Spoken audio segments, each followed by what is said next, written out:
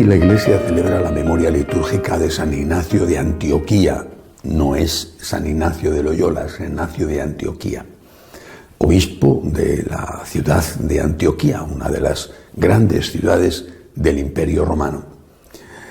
Es no solo un padre de la Iglesia, sino alguien cuyas enseñanzas son tan importantes que de hecho sirven para fundamentar, aunque no sea esto lo único, sirve para fundamentar toda la teología católica sobre la misión del obispo en la Iglesia. Ignacio fue martirizado en torno al año 100, desde luego antes del 110, entre 98 y el año 110, en torno al año 100, obispo, repito, de Antioquía.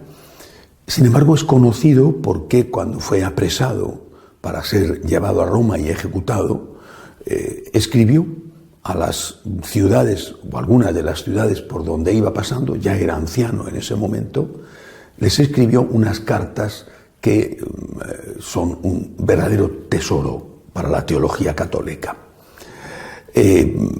Una de esas cartas fue escrita, por ejemplo, a otro santo, San Policarpo de Esmirna.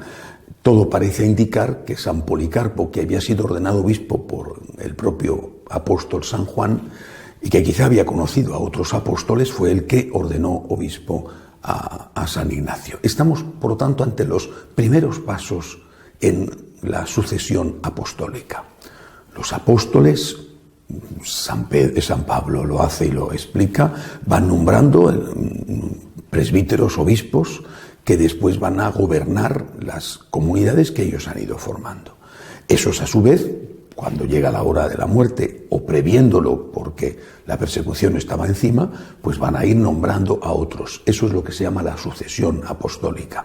Y así hasta nuestros días. Por eso decimos que la Iglesia es apostólica, porque los obispos se remontan con una especie de genealogía, no física, sino una genealogía espiritual, se remontan hasta la época de los apóstoles. Pues bien, estamos en el tercer paso, apóstoles. Después vendrían los varones apostólicos, que serían los que los apóstoles han nombrado obispos, por ejemplo, Timoteo, nombrado obispo por San Pablo, y después vendrían los que estos han nombrado a su vez obispos. Estamos dentro de los padres de la Iglesia, pero de los primeros padres de la Iglesia. Y sus enseñanzas, distintas unos de otros, sus enseñanzas son lo que empiezan a llamarse, a constituir la tradición. La tradición, por lo tanto, es la enseñanza que sobre la palabra de Dios, incluidas las cartas de San Pablo, las cartas de Santiago, las cartas de San Juan o de San Pedro, la meditación y la enseñanza que estos varones apostólicos, estos que fueron testigos directos de los apóstoles, van a ir escribiendo o van a ir transmitiendo oralmente al pueblo cristiano que se les ha encomendado. Bueno, vuelvo a repetir, San Ignacio es especialmente importante por su teología sobre la función del obispo. Nada sin el obispo, dice. Pero la palabra obispo significa el guardián, el que protege al rebaño, el que guarda al rebaño. ¿De qué tiene que guardar al rebaño el obispo? Pues tiene que guardarle de los lobos. Algunos lobos vestidos con piel de oveja. Y no puede guardarle mientras tiene miedo a lo que le pueda ocurrir, al descrédito o a la persecución. No, tiene que guardarle con valentía y con firmeza. Tiene que guardarle dispuesto a dar la vida por el rebaño, por sus feligreses, y dispuesto a dar la vida para que esos feligreses reciban el vino bueno, puro del Evangelio, y no un vino adulterado, no un vino que está mezclado con cosas humanas y que ya no es lo que el Señor enseñó y lo que transmitieron aquellos primeros fielmente, costándoles la vida. Creo que esto es lo más importante que nos puede enseñar San Ignacio de Antioquía, el valor de la tradición. Por eso cuando quieren destruir la tradición, pues no se dan cuenta de que destruyen también, entre otras cosas, el papel del obispo. porque el papel del obispo está basado en la tradición. Es decir, destruyendo la tradición, quitan al obispo su papel de responsable de la comunidad y de protector, de guardián de la comunidad. Por supuesto, quitarían también otras muchas cosas. Pero una vez que se mete a alguien a tocar algo, este toca esto y el otro toca lo otro, este quita esto y el otro quita lo otro.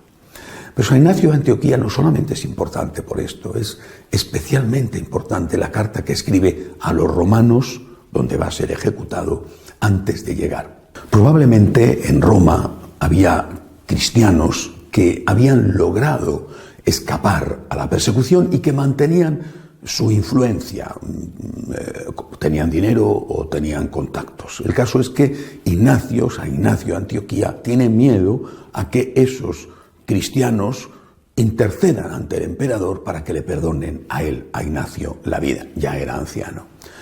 La carta a los romanos es un documento espectacular.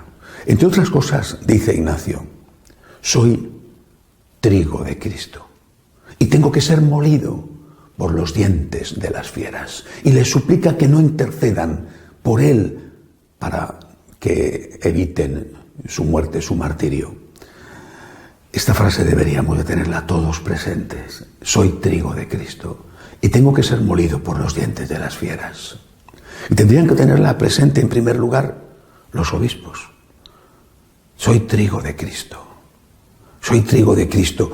Soy de Cristo. Y tengo que estar dispuesto al martirio. Y tengo que estar dispuesto a todo por defender a mi Señor y por defender a mis fieles. Soy trigo de Cristo. Si en lugar de eso hacemos del sacerdocio o del episcopado un negocio, si lo que buscamos son honores, si lo que se busca es vivir bien, entonces hemos desvirtuado completamente el mandato del Señor. Dice, bueno, pero somos pecadores. Sí, es verdad, somos pecadores, lo somos, por desgracia lo somos. Con gran dolor lo somos, pero queremos ser trigo de Cristo.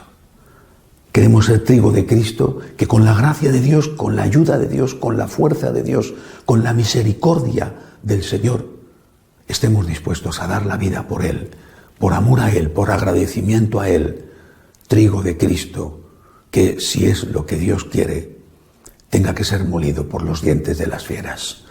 En aquella época los leones mataban a los cristianos en el Coliseo o en el anfiteatro. Allí fue donde murió San Ignacio de Antioquía. Hoy los leones son los medios de comunicación que te destruyen, o la cárcel.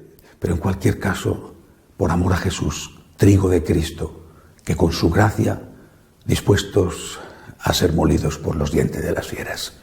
Que así sea.